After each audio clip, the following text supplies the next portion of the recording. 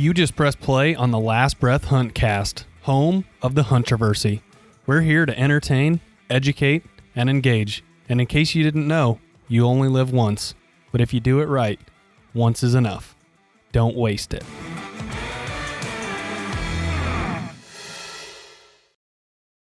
All right, everyone. Welcome to episode number 80 of the Last Breath Huntcast, home of the huntroversy. Good morning. It's Monday. It's 6 o'clock. And this might be just what you need to pass the next hour by with a really interesting topic.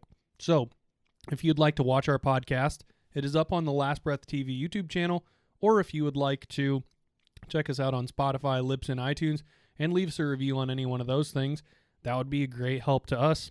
On our YouTube channel, specifically, we have a lot of great content, including 35 big buck hunts, 50 turkey hunts, some hand fishing, some bear hunting, mule deer, coyotes, you name it. We think you are really going to like what you see.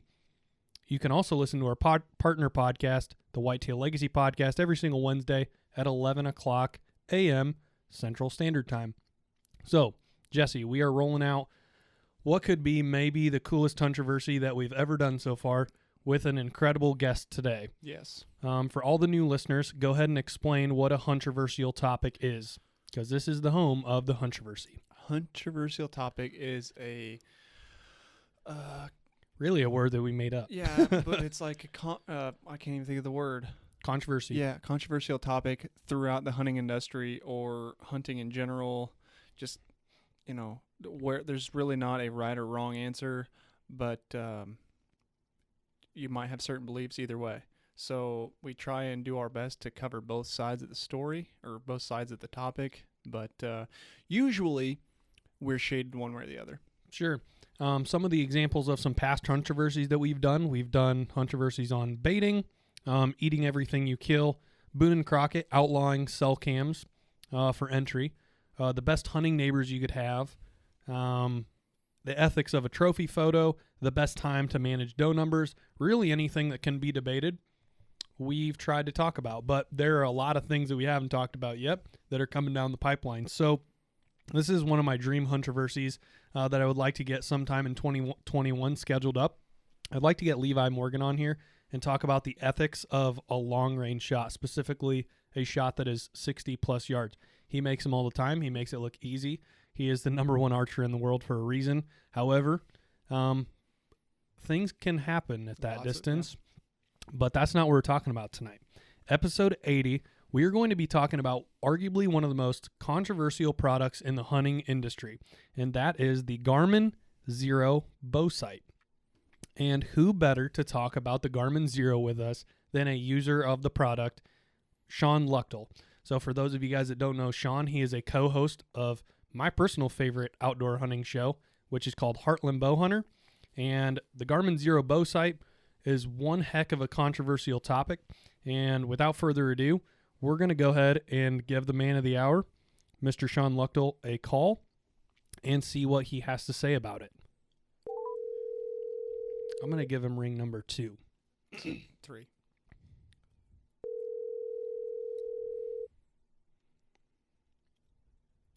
Hello. Shawn. How's it going? Man, I cannot tell you how much we have been looking forward to recording this podcast. This is one heck of a interesting huntroversial topic. That's in our podcast world. That's kind of what we call a debatable topic within the hunting industry. And the Garmin Xero is no exception to that. And we thought, what better of a person to talk about it than an end user of the product yourself. So for everybody that doesn't know who you are, which are probably few and far between in the outdoor industry, could you go ahead and give a brief overview of who you are and what you do? Yeah, I appreciate you guys having me on here. And, yeah, absolutely.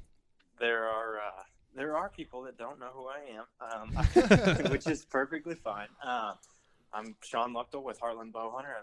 We've got a television show on the Outdoor Channel, but as most people know anymore, things go much further than television.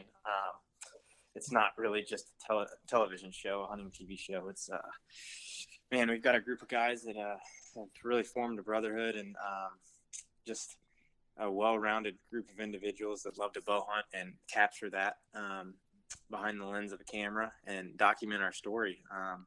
Not just all fall long, but all year long. We go through all the motions between habitat management and bow hunting and all that throughout the year to just kind of tell our story and do our thing. But yeah, we've been doing it for, man, I think 14 years now. And when we first started, it was just us taking a camera out there and filming our hunts. And since then, like I said, it's evolved into a year-round process. And we have the TV show, and then all of our social media outlets and the digital world with social media and YouTube and all that. We've got, we produce our 13 original episodes on television, and then we do a bunch of reruns on there as well. And then we have, I think, between turkey and big game, we also produce 20 original episodes for online content every year. So we've got a whole lot of different things going on. And yeah, it's a full-time gig. People still ask me that today if I do it full-time, and yeah, it's definitely full-time. We're all over the place every day. We've got an office and everything. So it's been a wild ride, a fun ride thus far, and it's amazing to see where it's come and where we're headed. So yeah, I appreciate you guys bringing me on here to talk about the Garmin. We have a lot of questions about that all the time, and I'm excited to discuss. Yeah, absolutely. And I had originally kind of spurred this on was you and Mike had been talking about that. It's been about a week, 10 days ago maybe, on your social media there. I think you guys were live when you were doing it, and I was like, man, I need to pick one of their brains because I have so many questions about the product itself, and I feel like there are so many of these products, that are out there, and the kind of the crux of this huntroversy, if you will. There's so many products, so many innovative things going on in archery specifically right now, with relation to everything that just makes the hunter's life so much easier, whether it be a crossbow or whether it be a cell camera or, things like that. And I feel like the naysayers of this product are kind of on the camp that, well, this is kind of an easy way out, or this is a quote unquote taking the sport out of archery. So it's going to be really interesting to dive in, get your opinions on it. But before we do that, Shawn, could you do us a favor and kind of give us an overview of the product? The Garmin Xero Bowsite, what is it and what does it do? There's actually two models. I guess you could say there's three, but for the bow, there's another one for a crossbow. I know we're just talking about a vertical bow, and there's two models for the vertical bow. There's the A1 and the A1I, and one's basically your standard version. The other one's a deluxe version that has just a couple more features added to it. And essentially, the sight as a whole for either model is it's a rangefinder built into a bow sight. So it takes your rangefinder that you would use your handheld, and it's just combined into your bow sight. And it also combines the angles as well. So it compensates for angles and your yardage and whatnot. And they came out with this product, it was either 2 or 3 years ago, and have modified it a little bit, but it's awesome. I love it. Ever since the first time I used it, the main thing I want to say going into it is to go into it open-minded. I think that a lot of people are intimidated by it because it's technology and it's essentially a digital device to when I first picked it up, I was a little intimidated, but it's so step-by-step easy and to use and set up that once you turn it on, it just like if you've ever used a Garmin product, you would know that it's so learner friendly and easy to use. But yeah, it's just a bow sight that has a range-finding capabilities built right into the sight. It doesn't shoot the deer for you. Gotcha. And that's what I think a lot of people think. They're like, oh man, this is taking the complete sport out of it. It's like a video game now, and it's not at all. It just has a display, and then your if you use a rangefinder, all it is taking that step out of literally taking your rangefinder in your hand and ranging the animal, setting your rangefinder down and drawing your bow. I mean, you still have to draw your bow, but you just don't have to pick up your rangefinder. That's it. You can range the animal while at full draw. Well, you're supposed to actually. You would range it at full draw. It's a much tougher to do not at full draw, but yeah, in a nutshell, that's what it is. Sure. So, Shawn, I got a quick question. I may be wrong here, but is there a feature where you can go single pin and multi-pin in that? Because I think I remember, was it Skylar's Giant 8 that he got so nervous for some reason he like double punched and it went to multi-pin? Is that right? That is right. Yep. So the site has it has multi-pin, like you're saying, where you can have all of your fixed pins set up. Whenever you set the site up, I should say, it calibrates all of your ranges as you're setting it up. And so it does that for you. It sets up your fixed pins for you once you're done calibrating all of your ranges. And so literally when you draw your bow and you're going to range the animal, you're just holding down the trigger button. And so you've got one pin with your reticle and you're ranging wherever you have that aimed and lined up at. And then you let off and it calibrates whatever that range may be. We'll say you wanted your fixed pins to pop up. You just click that button again and all of your ranged pins pop up. So if you're sighted in out to 40, then you'd have your 3 pins, your 20, 30, and 40 that would pop up, or however you want that. Maybe you want it set up in 5-yard increments. I guess you could do that. But for the most part, most of us, I think, do the 20, 30, 40. And say you're sighted in out to 60, same thing, in your 10-yard increments. But it's very helpful, especially in a situation like that with Skylar. If you say the animal's moving, I don't know, for whatever reason, you just felt more comfortable at having your fixed pins up because he's so close or whatever, and you just have it in your head that you need to use top pin. You can just click it and all of your pins populate, and you can use that top pin. Oh, that's a really cool feature. I wasn't aware of that feature, but now that I do remember a little piece of that episode, or seeing something about that. I think it gives the hunter a peace of mind too. Say like, I know people are mainly worried about the technology failing, and I have never had that happen, and I've never heard of anyone having that happen to where your ranges are not correct. But say that happened, you can always use that as a default for, say your range just didn't work, or you weren't confident that was the actual range, your ranges were not right anymore, or whatever, or your lighting was different and you just couldn't get the proper range that you wanted, and you wanted to go back to using a rangefinder and you had it packed with you, which I do. I pack a rangefinder with me. I always have, just as a peace of mind. Never had to use it, but if you wanted to double check yourself or whatever, or you just didn't think the ranges were working right, you could literally use your rangefinder and then go back to your fixed pins the old school way. Literally, the only difference that you would have is you've got that digital display rather than an actual, fixed pin on your site. It's just a digital dot. But sure, yeah. So you have that option as a peace of mind, as a backup. Okay, that kind of answers a question that we got further down the list here.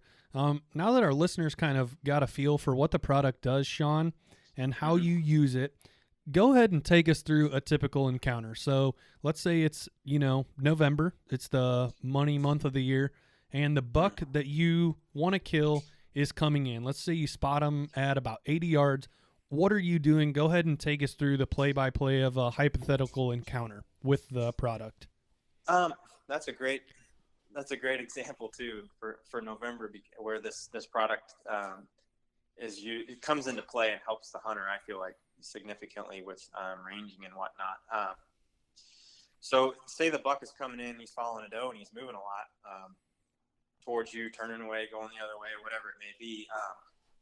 Like I had a deer coming in this November, and he was around what I had guessed to be 50, 60 yards coming across. And some people may not do this, but I do it. You can range the animal with the sight without being at full draw. It's a lot harder to line up the reticle. And so I was doing that because I was like, I don't want to take a shot over 50 yards. I just choose not to. A lot of things I feel like can happen. Sure. I'm not saying that I haven't done it. I'm just right now. That's where I'm at. feel comfortable doing it. So I was ranging him as he was moving horizontally from right to left across me, and checking to see and how far he was.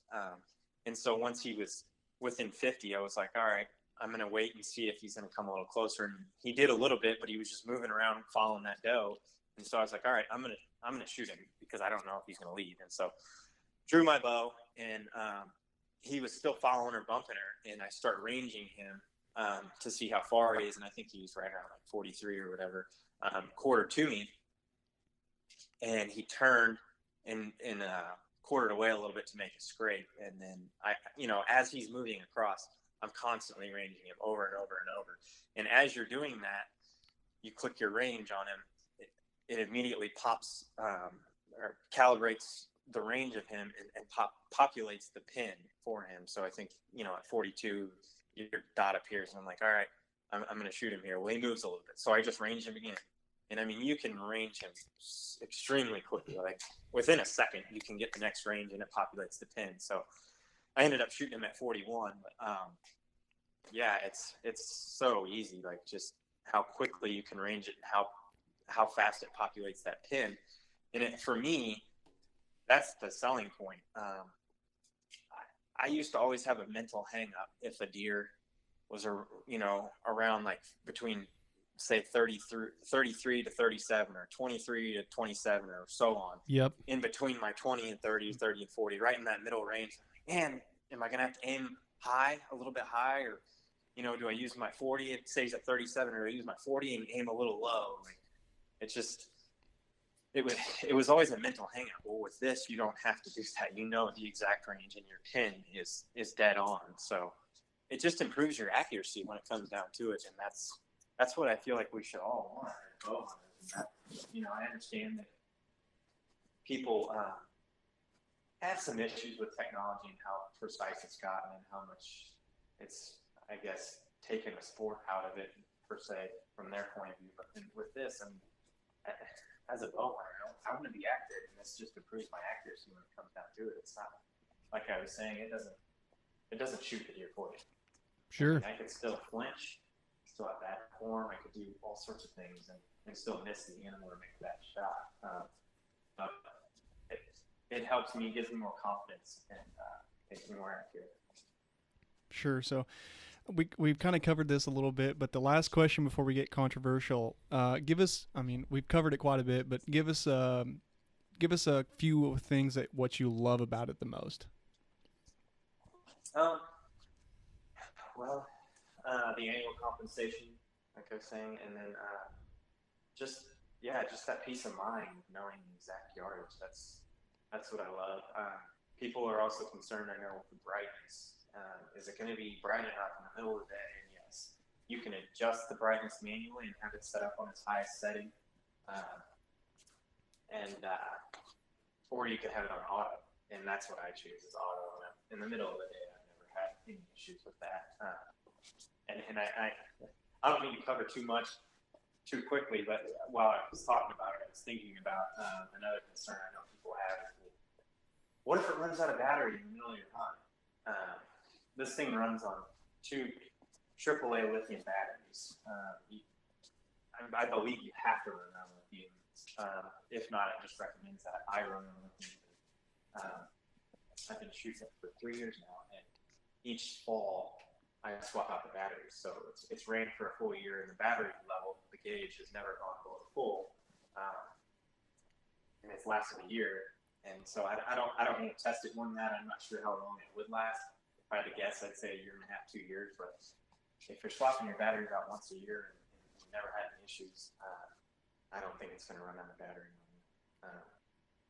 And I've left it on overnight as well on accident, and never had any battery issues. So yeah, that was definitely a point of concern that we had, and that actually was a listener question down the list that we had a little ways.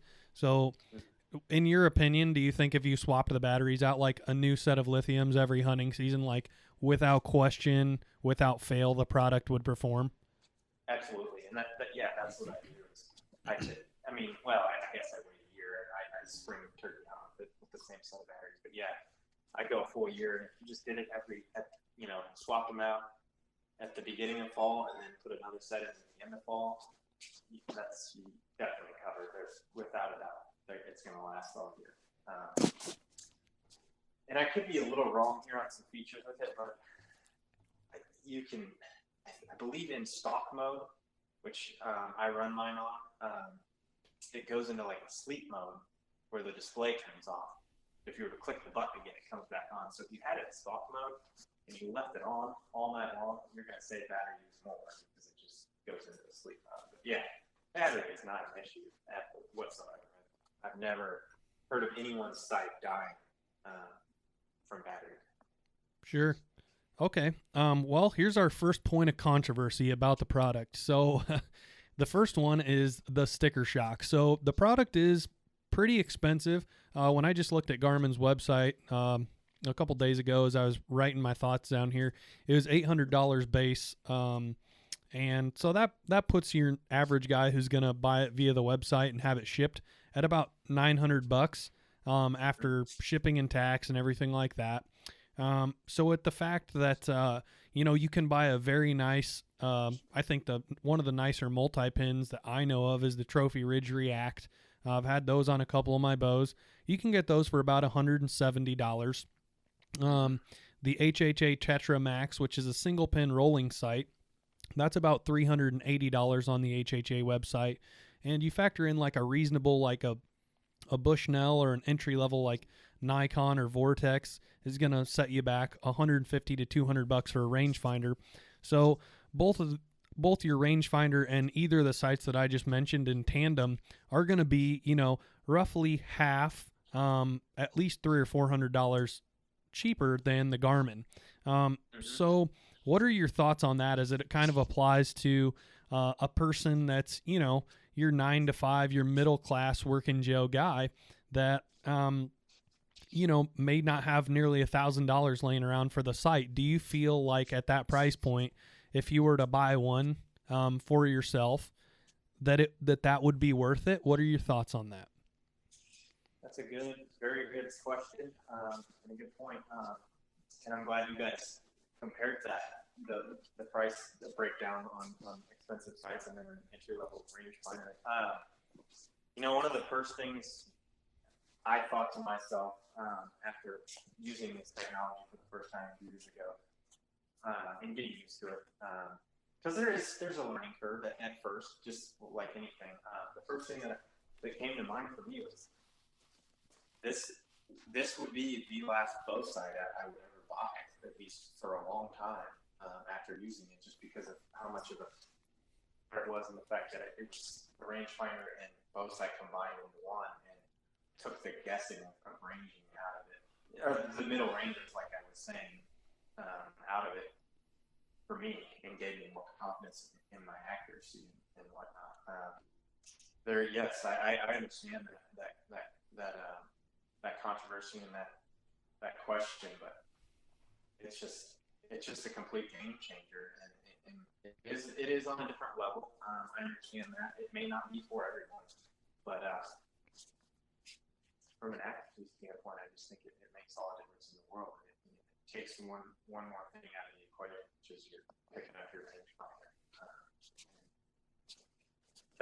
That's just what technology is. Sometimes you got to pay for it. So that would be my take on it, as it being one of the last Bowsites that you'd ever want to buy. Just because, as far as not wanting to upgrade or go to something different, not like the last Bowsite you'd ever want to set your hands on, but like it being, the best out there.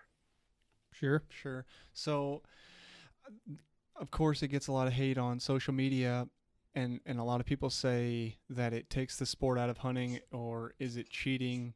I guess we've kind of covered it, but what are your thoughts there?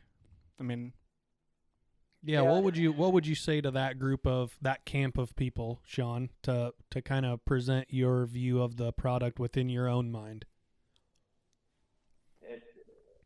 Really, my biggest argument with that is that it doesn't shoot the animal for you. It's not like a video game. And by the way, I meant to bring this up earlier. It's not there's no magnification within this sight. Like you're not zoomed in on anything. All you're doing is looking through a plexiglass display. So it's just a digital sight. There's just a dot on there, which I'm sure you guys understand that. I'm just trying to describe it so everyone understands. It's really no different than shooting fixed pins, other than you have your rangefinder built into it, and it helps improve your accuracy. And at the end of the day, like I'm saying, hunters, we want to all be more accurate and have less error. And the last thing any of us really want to do is look at an animal. If this helps you not do that, why wouldn't you want to use it? Sure. I mean, especially if it's legal. I understand there are states that it's not legal, which I disagree with. I'm not the one that makes the law, so I can't do anything about that. But if it's legal in your state and it's only helping to improve your accuracy, it's not improving your range per se. Like I was saying earlier, I still think there's a lot of things that can go wrong with an arrow in flight beyond a certain range. So I mean, it's by using this sight, I practice further, yes, because I'm more confident in my accuracy, but I'm still not going to shoot an animal at a further distance with it. So my range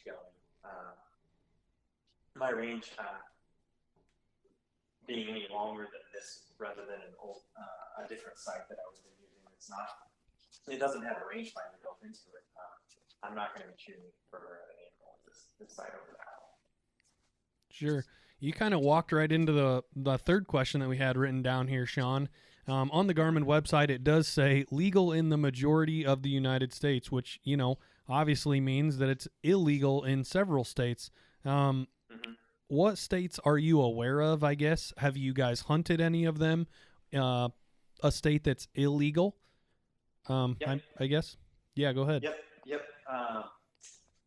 So it is illegal in the state of North Dakota, and I hunted this year, and so I have to use a different site. It is illegal, I believe, in Montana, and there's a handful of other western states that it's illegal in. And so in those instances, yeah, I just have to go through a fixed pin setup. It's not a digital display with any lights or anything. And I think the majority of the laws are not written to outlaw the Garmin site. I think that the majority, if not all, were written prior to this site being out, and so they were written with the purpose of you not having any sort of light fastened to your site to where you would be, projecting a light onto the animal or anything like that. Which you're not with this one, but that's how the laws are written, I believe. At least that's what they're written for this type of businesses.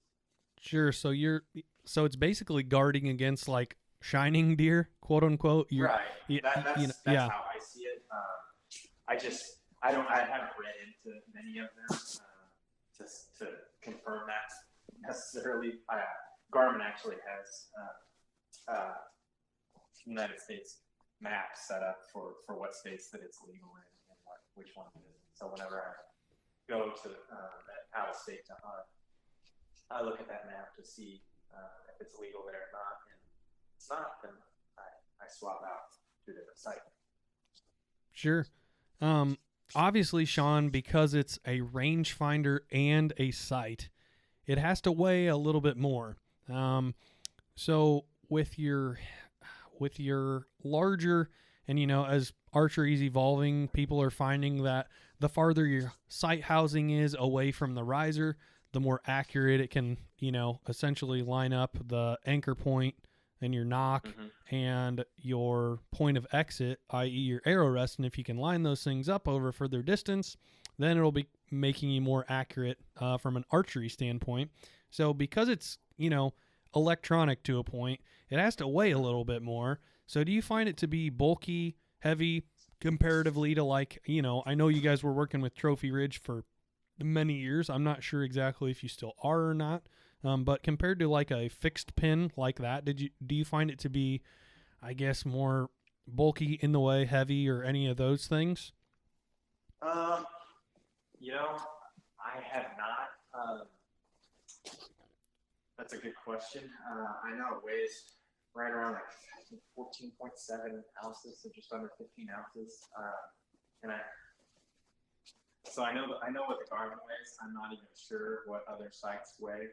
When I did hunt in North Dakota this year, I had the Trophy Ridge React. I think the React 5 on my bow, and that was one thing that I was trying to consciously see if I noticed a difference in weight, and I do not know the actual weight of the React 5, but I did not notice a weight difference. And another thing that really, I don't know, from a technical standpoint, I guess I could be a little wrong here, but I've never been one to be against adding a little bit of weight to my bow just for steadiness purposes and wind.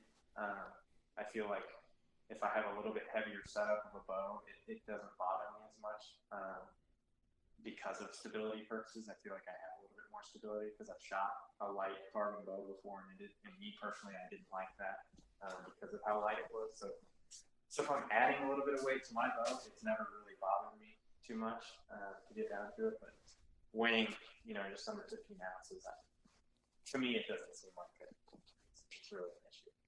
I totally agree with that. I mean, I like a larger, heavier bow in general as well. It's just so much more stable. So I guess in that regard, I mean, I feel like there's definitely a benefit to having that weight out there, from, like you said, your stability and wind and things of that nature. And I'm not necessarily a person that's packing in deep into public where you're literally scrimping and counting ounces and things like that, typically. Yeah, and I've done that too. I've gone plenty of backpack hunting where it comes down to ounces on everything, and that's fine for everything I'm carrying on my back. But my bow's damn near one of my most important devices that I'm taking with me. So I'm not counting those ounces. Yeah, absolutely. I want all the confidence in the world. So if that's what it comes down to, that's what I'm not worried about that weight. Comfortability. But you're exactly right though when it comes down to most of our everyday hunting, as far as especially for whitetail. I'm not worried about having a really really light setup. Sure. So, Shawn, overall, have you ever been put in a situation where the site has put you in a bad spot? Like maybe you had a misread or something along those lines? So it wasn't a bad spot, but I've been on mule deer hunts where I had the animal really, really close to me, and so I would have had the same issue with a rangefinder as I would with this site, where I was trying to get a read on the buck through the grass, but since he was so close to me, I was just picking up too much grass, and I didn't want to pop up any higher. And at that point, it was an easy fix for me. I was like, well, I'm just using fixed pins then. I'm going straight to fixed pins, and I popped up and shot with my top pin. So that's the only instance I've ever had any issue. But like I was saying, you would run into the same thing with a rangefinder too. Just too much debris. You want to give away your position by popping up any higher. Yeah, that makes sense. I could totally see how that would definitely, not put you in a bad spot, but you wouldn't have any better luck with an actual rangefinder than with that site. Right, and it was an easy fix anyway. So I'm like, I don't need to range it because he's right so here. Close, right? 15 feet basically, 20 feet from me. He's really, really close. So, the only thing there was like, okay, well, I'm not going to get my exact yardage, but he's so close it doesn't matter. Just use your top head. Sure. So with the nature of it being so electronic, Shawn, this was a listener question. We kind of have already covered what happens if the battery dies, but one of our listeners, AJ, wants to know how the cold weather affects that, and I kind of want to piggyback off that and ask you about the rain. I mean, is the site itself, is it like a rubberized coating? It's got to be sealed to the makers of the product got to know that you're going to beat the hell out of it, right? They do, yes. It's extremely durable. I should know this. I don't. I think it's waterproof. It's 100% water resistant. I'm not 100% sure if it's submergible, if you can actually literally take it and dunk it in the water, but I'm pretty sure you can. I've had it in all sorts of weather, rainstorms, snowstorms, all of that. Taken it in some really, really, really rough places and never had any issues. Banged it around and never had any issues with anything breaking on it. And then with the cold, no, I've never had any issues with it freezing up or anything like that.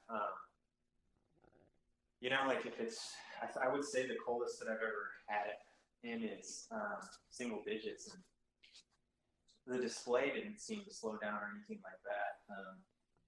I have, we use Reconic Pro cameras, and then they have their digital display and everything on there. And I noticed with those, the displays get really, really lagged down and slow in cold weather, but I have not noticed that with this Garmin site. Sure. Another question that we had, this is kind of a more random question, but one of our listeners, TJ, wanted to know, have you ever heard of the EasyV site, Shawn? I just learned about it when he asked me about this, and it's essentially, it's really cool engineering. I don't know if you've ever looked up like a single pin HHA and how the mathematics team figured out what tape number you're going to go with essentially for your arrow drop between 20 and 60 yards when you're sighting it in. But it's kind of a similar version to the Garmin Xero, but a lot of really smart people came together, probably mathematicians, and came up with this thing called the EasyV site. And essentially it's this site where there's like these two little discs, and there's essentially neon green V's of all sizes for slower, faster bows, further shots, closer shots, and you rotate the V's. I'm not exactly sure how, but have you ever heard of one of those sites before, or not? I have not. No. I'm trying to picture it as you describe it, but no, I'm not familiar with it. No, I've never heard of it. I'm familiar with I've heard of HHAs, but I don't think I've ever heard of it. I think the technology behind the EasyV is like it's wider at the top, and then as you like say you're shooting a farther shot, it gets narrower at the bottom, and you like line up the the vitals, and like wherever the vitals hit on the V, I guess, is like that's how you know like where to shoot. So it's like it's like a I don't fully understand. This is gonna sound bad, but it's like a Wish app.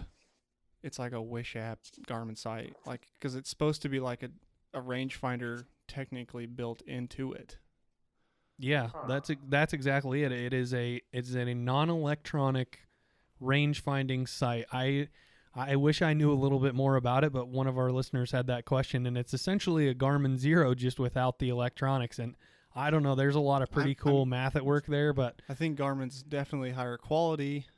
Definitely is higher quality, but it is interesting to kind of look into the EasyV. Yeah, I haven't heard of it, but for states that the Garmin is not legal in, it sounds like a good substitute for sure. Yeah, you should check it out and see. I'm describing it poorly right now. Yeah. I'm shitting the bed on the description, but it sounds pretty neat. And I was looking at it just before we called, and it looks pretty intriguing. I don't know if I would ever use it, but it definitely looks like a competitor of sorts of Garmin. So that kind of rounds us out of the controversial topic. The points of controversy that we wanted to cover pertaining to the Garmin. So that kind of brings us to our Would You Rather segment. So I've got a few Would You Rathers, and then we got a segment called Shoot or Pass before we let you off the line here. So here we go. You got to pick one or the other. You have to go hunting either way. Question number 1 is, would you rather forget your boots and hunt, or forget your release and hunt? Boots. Your boots? Most definitely, yeah. I would rather go. I would. Actually, first, I should ask. Well, I still know my answer, but are you saying I still have shoes with me? Oh yeah, like Yeah, like I can see Shawn out there Oh yeah. rocking some Yeah, I go out Nikes and or shoot, something. but without a doubt. If I don't have my release, I'm not hunting. okay, fair enough. Would you rather go hunting with Skylar or Clayton? Oh man, that's a tough one there. Yeah, I can't pick them. They seem like both really solid dudes. They are, yeah. I mean, I've hunted with both of them a bunch over the years. Man. okay, but you have to pick one. You can't weasel out. I'm gonna say Skylar because he lives closer. Oh, perfect. So, Okay, so then the driving isn't involved. fair enough. Gas is going to be expensive coming up soon, I'm sure. So Yeah, no kidding. gotta save where you can, bud. Okay, in the 2021 upcoming whitetail season, Shawn, would you rather shoot every single whitetail you kill out of state or only whitetails in your home state of Missouri? So I guess the question in the background of there is, what are you packing on your home farm in Missouri that would keep you around to stay, right? I'm gonna say out of state. It wouldn't matter what I was packing in Missouri, just because I've had years where I have only shot one in Missouri, and I've traveled all over, not had success. Yeah, it seems like just following your Instagram or just the Heartland Bowhunter in general, and especially yours, you seem to hold a lot more passion at home with your dad and your guys' farm together. So I can definitely see that. And there's been a year that I haven't shot on that farm, and it sucks, but it is what it is, and I feel like there's more to look forward to next year, and really it's humbled me. So if it happens again, it's really not going to be that big of a deal. Sure, that's a good way of looking at it. That's a good fresh perspective for you. That's hunting, and there's a ton of hunters out there, a lot of hunters that don't end up getting a buck every year, and I've been there more times than not. So I'm sure it'll happen again. Yeah, absolutely. That's a real sober eyes, clear expectation way of looking at it. So trade season, I don't know about you, Shawn, but we go to a couple of them, and I'm thinking, I don't know, the powers that be, that they're not here right now, just because in the years past, I think this would be our 8th or 9th year going to them. And I'm just getting kind of tired of them, to be honest with you. It just seems kind of, I don't know. It's like, how many times can you go see the lion exhibit at the zoo before it loses its luster? And so with trade shows not being here, I don't know about you personally, but I don't pack pre-made meals with me. I basically eat terribly everywhere we go. So would you rather eat Taco Bell in a pinch or KFC in a pinch? KFC. I've never been a Taco Bell guy ever. And I don't know if I don't know if you compare Taco Bell to Mexican food or not. I like Mexican food. I do not. That's where I lost to Shawn. I think Taco Bell is an animal all of its own. I think it's in its own category. It's whitey Mexican food. Okay, number 5. Would you rather go on a goose hunt with your bow or a coyote hunt with your bow, Shawn? Probably goose hunt. Coyotes are so smart. I can't even kill them with guns. I suck at it. I mean, I've killed a couple of I've missed quite a few with a gun. And getting them close enough with a gun's a task for me. Getting them close enough with a bow, I haven't attempted it because I feel like it would never happen. So, yeah, goose hunt.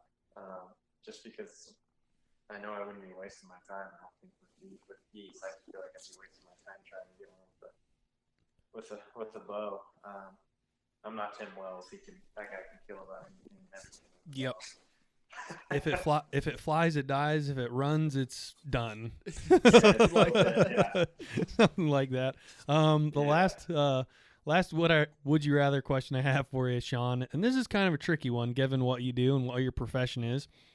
For multiple facets, would you rather hunt the entire 2021 season without trail cameras? So none of them in any state whatsoever, can't gather any data, anything like that, or without a cameraman. So you'd be rocking the self-film challenge, which we both know how that goes. It's a absolute nightmare. Yeah, I definitely go without the trail camera because, yeah, I've self-filmed a handful of times, and I just for what I want as an end product on the production end, I just can't handle it.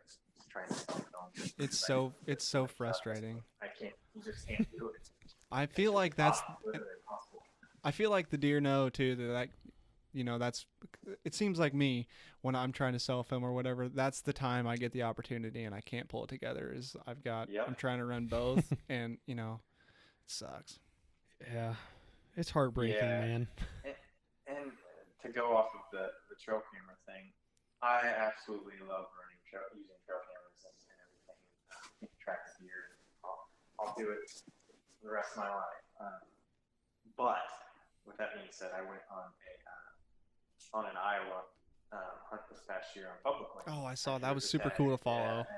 And I had a couple trail cameras out, but there's only so much I could gain in a couple days span while I was there. So I don't even think I ever really saw any deer that I had on my 2 trail cameras that I had out, and I was hunting so much land that it didn't really matter anyways because I wasn't too close to my trail cameras. But just the fact that not knowing what's there, it kind of brought it back, that whole fresh perspective when most of us all started hunting before. For the most part, most of us started hunting when trail cameras were not around yet, and you just were going out, thinking that 200-inch deer was going to show up or whatever, not knowing what was there. And that's how this hunt felt. It was fun to kind of go back to that. Yeah, I agree. Sometimes it's just refreshing to get out there and hunt to hunt. Yeah, because sometimes you see what happens. You go out there and you know that you're not going to see your buck because he's on the other side of the farm, or you haven't had him in a week or something, and it's like demoralizing, but you feel guilty if you don't go. Yeah, and back in the day, you guys there? Yeah.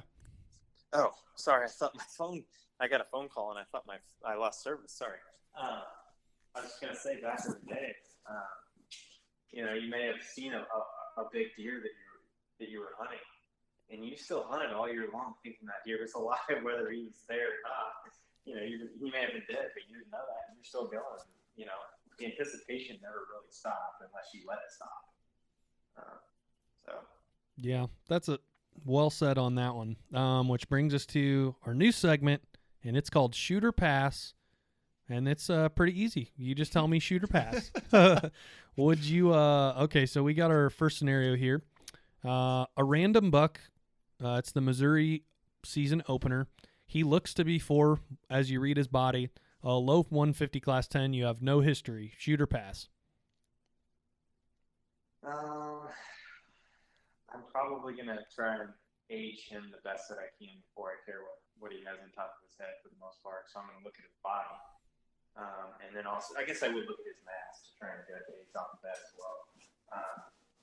So it really, I don't know if I can answer that. If I think he's mature enough, then yes, I'm going to shoot. I'm not gonna try and add up what he scores. But so really, it would depend on the situation. I don't know if I can exactly answer that. Sure. Okay. Number 2 is pretty tricky. Your number 1 deer next year. Like if you had to write the storybook ending to whatever deer that you guys have in the vaults. I know that we annually kind of categorize our trail camera data, and I think if you're a listener right now who wants to see the most wicked display of trail camera history, hunting a deer history, whatever, I think not my favorite, because I wish it ended differently, but one of my favorite films that you guys have ever done was your film on Hook. Obviously not the way that you want that to end, but you talk about having some history, having some encounters. The footage is incredible. The deer is incredible. So you think of your deer like Hook, that equivalent next year, whether it be on Missouri or a place you're hunting in Kansas, whatever. Your number 1 deer next year, shoot or pass if both of his G2s were broken off? Pass. Okay. I would pass. Any reason behind that?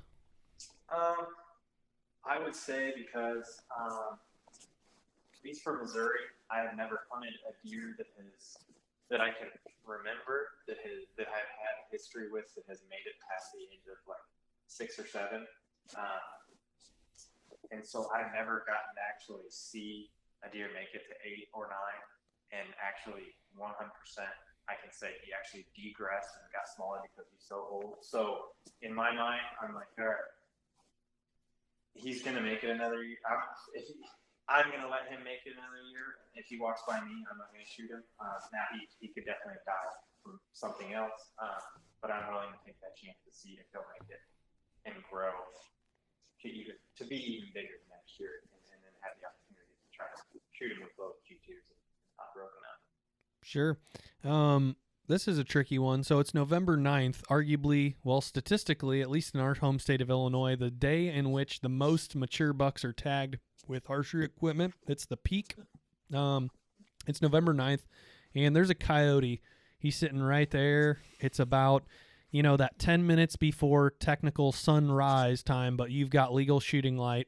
Are you going to shoot and cause the ruckus, or are you going to pass? I'm going to shoot that coyote. Legal shooting light, I'm going to shoot him because it's the rut. Anything can happen. In that time of year, that's when I'm worried the least about screwing it up, just because so many different things can happen within a short amount of time. I feel like at any point in a hunting season, in a deer hunting season, if you see a coyote, it immediately becomes a coyote hunt. At least for us, I'm like, okay, I see this. I'm gonna try and squeak it in. Yeah. At least that's how we are. Oh yeah, me too. Absolutely. And I have so much respect for those animals. They're so smart. They're just like the smartest little thieves out there. Mm-hmm. Just know how to get their work their way around you, and like they usually catch you. You kill them at least a lot of times for me. And man, I mean, I'm not. I want to learn more about trapping, but we have a guy that trapped our farm a little bit this year, and I followed him around and watched the process. And gosh, for anyone out there listening is a trapper, it's an amazing art, I would say, because it's so meticulous and so hard to do, and they're very, very tough and cool. Yeah, absolutely. I'm really going to try to tie your hands with this one. This is going to be a tricky one. Jesse actually came up with it. So Heartland Bowhunter, for anybody that's watched for any duration of time, I would say is known for 3 things. Thing number 1, incredible, breathtaking cinematography. Thing number 2, telling the entire story of the hunt. I think that you guys were like the first one in the industry to do both of those 2 points that I just brought up. And then thing number 3, which is awesome, but I feel like it's slightly a dying art in the hunting industry, shooting mature bucks. So you guys put in time, you put in the work, you kill big deer every single year, which is something that I truly appreciate. You're not just killing deer to quote unquote fill up the slots of your 13 episodes on the Outdoor Channel. So this is a hard one, Shawn. You've got a deer that you believe to be confirmed a 3-year-old deer. But he's 180 plus inches as a 3-year-old. So he's got a small body. He's sleek, but that's the biggest set of antlers, arguably, that you've either ever seen or been able to hunt. At least for me, that would be. So shoot or pass on that one.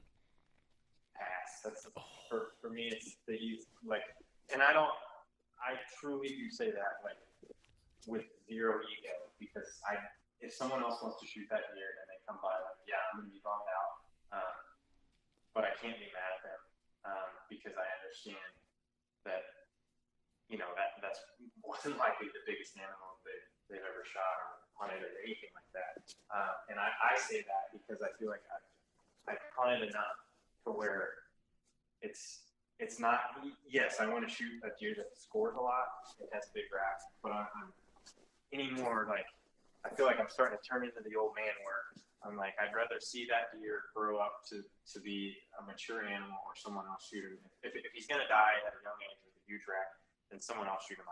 I don't personally have an interest in that anymore, and I definitely used to, but I just, like I said, with zero ego, like I just like to see the animal grow to a mature age to his full potential before I have an interest in shooting him. And I do not hate anyone at all, period, for shooting that animal as a 3-year-old, especially at 180. But I mean, I haven't even shot 180, like killed a 180-inch whitetail. Hook is a controversial story. I still don't know if I'm the one that actually shot that deer, but the biggest deer that I for sure know that I killed is 173 inches. Junior. Yes, you're exactly right. Yes, that was a long time ago. I'm big into the age thing anymore, to where I would rather see him grow to. I respect that. And I'm sure there's people out there that, yeah, right, you say that. Yeah. You wouldn't do that if he's standing there 10 yards in front of me. But if I can confirm through my trail cameras and have watched the deer enough to know that for sure if it's 3-year-old, I won't do it. And I don't. That's just me. That's my honest answer, and that could be controversial. I completely understand that, and I understand that people may not agree with me for that. But that's my take on it. Shoot, your take is your take, man, and it's your shooter pass. It's not their shooooter pass. That's you're the right. one here. Exactly you're the one right. here, not them. Someone else might be hunting right next door and be like, "Well, thank you." Shoot him when he comes my way, and I completely understand that and I respect it, whether I like it or not. I respect it. At the end of the day, too, they're wild animals. They cross fences, and that's right. And you know as well as I know that every time you pass that good 4-year-old, that good 5-year-old, I mean, it's a gamble. That's what we're doing. It's a huge gamble, and you have to be acknowledging the risk that you're willing to take to see them try to make it to another year. But I will say, I feel like, I don't know if you experience this as well. I don't know what your take is on this either, Jesse. But for me, I feel like a lot of people get it in their head that just because a deer is 3+, he's automatically, in the back of the truck. When in actuality, like, shoot, I mean, you know as well as anybody, Shawn, with all the years that you guys document your show and everything like that, just because a deer is 3 doesn't mean he's going to be in the bed of a truck at some point of the season. I mean, there's deer that we've hunted and we're like, all right, he's 4. Let's do this. Let's go in and try to slip an arrow through him. And we don't catch up with him until 7. Or, we catalog him at 3 when he's really noticeable with his antler characteristics. And we watch him at 4. And we finally get him like, all right, he's 5. Let's make it happen this year. He's where we want him to be. And then you don't get an opportunity, and you don't get an opportunity again. So I feel like a lot of outdoorsmen put a little unnecessary mental pressure on themselves that just because a deer is bigger than a 2-year-old, they're like, oh, the neighbor's going to kill him. You know what I'm saying? Where I don't feel like deer are getting the credit that they deserve for being hard to kill. Like, it's hard to kill a 5-year-old plus deer. It's hard. It really is. And actually, to further your point, like you're saying, it's almost like there's a switch that's flipped when they get to that level. Like, they become such a hard animal to even sometimes see when they get to that age. Whereas when they were younger, when they were 3 running around, for the most part, a lot of times it's not hard to see them at least, or get them in range sometimes. And man, when they get older, that's what I just love. It turns it into a real challenge. No matter, I mean, gosh, I've been bow hunting for, I don't know, I guess 20 plus years now. It's, every time, you might think you have it figured out, but you do not have those mature deer figured out ever. As soon as you think you do, you don't. They fool you. And that's why it's fun. That's why I love doing it. I mean, gosh, I just have so much respect for a mature deer and buck because the lives they live, the things they go through, and all the different, the odds are stacking is insane. Not just from me or us, but just life in general. Cars, everything. Predators. Yeah. It's crazy. It is crazy. That kind of ends us out at the end of Shooter Pass. Before we get off of here, Shawn, number one, thank you for coming on here. I think this is going to be really informative, and this was a heck of a good controversy to talk about just because of how controversial the Garmin Xero product is as a whole. But looking forward to 2021, obviously, other than the unveiling of your new season, is there anything that Heartland Bowhunter loyals and faithfuls through the years can be really excited about? Anything that you can reveal without either putting a bullet in my head and dumping me in a river, or signing a non-disclosure agreement or something of that nature? Not right now. Nothing too out of the realm that we have planned quite yet. But our wheels are always spinning, and we're always trying to find something new to do. So, and the year is young right now. As a big Heartland Bowhunter fan, I personally want to see you guys blow the lid off of the YouTube algorithm this year and make YouTube your bitch essentially. And I'd really love to see that happen, just because I feel like if there's a couple people that I really enjoy watching that I don't feel like get the credit they deserve in that space, it's you guys on YouTube specifically, not anywhere else, but just on YouTube. And like Midwest Whitetail, like Bill Winke, he does an incredible job with that show and all of his staffers managing that show. And I feel like he should be in the couple 100,000 subs range with you guys, kind of kings on top of the mountain, so to speak. But I'm rooting for you. So I appreciate that, and I'm glad that you brought that up, because that's something that Mike and I both try to focus a little bit more on. And we've kicked some stuff around there, trying to grow that, but I haven't quite figured it out yet, as far as breaking that algorithm and boosting our subs. And so for anyone out there listening, I'd love to hear feedback on what you guys would love to see from us on YouTube, providing everyone listening watches stuff content over there. I'd love to know what you would like to see from us on YouTube, because I can't quite answer that question. I'm not sure what everyone wants to see from Heartland Bowhunter on YouTube, but if I know what you guys would like to see, we can definitely put it out there. Sure. Well, that kind of rounds us out, man. We want to thank you again, man, for spending the evening with us. We know this rolled about an hour in length, and we do appreciate it. We know your time is valuable, and that you also have a family to get, back to, I'm assuming, probably somewhere nearby in the other room, perhaps. And yeah, my little boy's sleeping, so just my wife. But okay. She's way out. All right. But, no, I appreciate you guys having me on here. I really do. And it's a subject that I love addressing and talking about.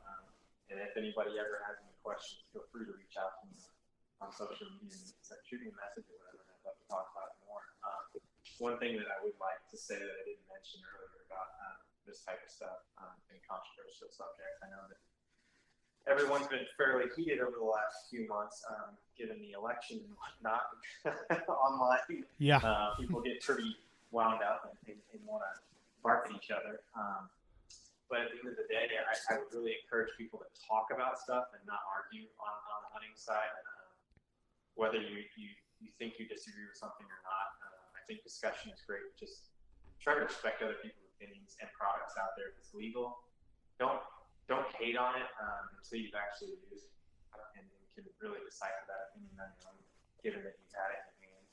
I encourage you to go try it out before you just get online and become a keyboard warrior, and talk to others that have used it. If it's legal, why not try it out? And at the end of the day, we're all hunters. We're all one team, really. And there's plenty of people out there that want to take that away from us. And I can only imagine that pressure is going to only get worse over the coming years. So, yeah, just remember that we're all hunters, and we don't want to push each other away from one another. We got to keep discussion open and talk about stuff, not argue. So, thank you guys for having me on. I appreciate the subject, and hopefully some people out there want to pick up the Garmin Xero and try it out. And I think they'll be impressed, and they'll only become more accurate bow hunters. Yeah, no problem. Well, thank you again for having us on, and good luck with the rest of the year. And if we have any other Huntroversies planned out and you would like to be a guest, that would be awesome with us, because you've been such a rock star this time. And I know for me personally, I really appreciate what you guys do. in my own life, I enjoy the product. I like watching your content. I know the type of hours you spend out in the field, that having that camera is an extra burden, and that it's definitely not always the easiest to get close to mature animals like you guys are consistently doing with not one, but sometimes two people, sometimes three people, sometimes a team of people. So I really appreciate all the work and everything involved with Heartland Bowhunter. And thank you again for coming on, and enjoy the rest of your evening, Shawn. I appreciate it, guys. I'd be happy to come on anytime. So thanks a lot for including me, and I'm sure I'll talk to you guys soon. All right, sounds good. Take care. All right, thanks, guys. Yep, Bye. no problem. Bye-bye. What a good guy. Super solid. I mean, Man. I was just thinking back when we were just listening to, or when we were just talking to him, and like we've talked to them on multiple occasions at ATA. Yep, at the NAP booth typically is where we run into them. Like, you know, and they're you see these people on TV, and you're like, you have this persona of like who you may think they are, and like they are down to earth. Like they are super solid dudes. Like I can see some people like, you know, on social media or you may not necessarily these guys, but like certain hunters out there, like you might think they're douchebags. These guys are like just like us. Like they have a top 5, in my opinion, top 1 show on the Outdoor Channel. Yep. And they're just like us. Super just laid back, hardworking guys. Yep. Guys that had an incredible idea and saw it to the finish. Yep. And we're pioneers in doing that in the space. So kudos to Heartland Bowhunter. Kudos to Shawn and Mike and everything that they touch over there. In my opinion, it's gold. And that was a heck of a good controversy. It was good. Talking about a product that not a lot of people know about, that's pretty interesting, pretty controversial, and I'm glad we covered that. So kind of rolling on here, Friday, July 23rd, our launch party is coming up. So for those of you guys that have never been to the launch party before, it is our own film festival in which we're going to unveil Season 7. Season 7 is pretty good. We're calling this one the Buck Parade. So last season was the rise of Maverick John. Every time I make a season outline, I kind of tend to name it, and the Buck Parade felt pretty fitting for this one just because of how white hot our November was. But we're going to unveil several never-before-seen episodes at the Adler Theater in Davenport, Iowa. So we're hoping to pack that theater with 4,000 people strong every year. We've had people from Illinois, Missouri, Indiana, Iowa, Wisconsin, Michigan travel all over the Midwest. I think we're going to have a couple people from Louisiana, Tennessee, Alabama, Georgia come up this year. And it's just going to be a great time. Admission is free. Free beer all night. Free gear from our sponsors that are donating. And Wayne Tompkins is going to have almost 25 deer heads there, courtesy of his taxidermy shop and the code that all of you guys have been using. So free beer, free deer show, free gear, free admission, and free outdoor films. We're going to show between 4 and 5 new episodes, and it's going to be awesome. Everything free. Everything's free. And speaking about that and film in general, our next Last Breath Live, Garrett is currently out hunting Colorado public land with Shane, and they're doing some thermal coyote hunting with Logan and Brooke, which is Shane Jones's wife. So I would imagine that by the time this airs, they are going to have piled up a pretty good amount of coyotes. So you're going to want to catch that on Wednesday on our YouTube channel at 7 p.m. And real quick here, if you haven't at the end, check out our Facebook group, The Last Breath Inner Circle. If you're new, like I said, to our podcast and you're a new listener, this is our group in which we kind of have these discussions and talk about things like we just talked about, like the Garmin Xero site, the ethics of baiting, the ethics of a trophy photo, anything that's really controversial around the hunting world that is a little trickier to talk about. We like talking about that stuff because it's just fun food for thought. So again, that Facebook group's called The Last Breath Inner Circle. That can kind of give you a behind-the-scenes look at what we do on a week-to-week, day-to-day basis. And we want to thank you again for listening to the Last Breath Huntcast. We will see you next Monday morning. Jesse, do you have anything to say before we go? I don't. No, everything's good. All right. We'll holler at you next Monday at 6 a.m. See you then, everybody. Don't waste it.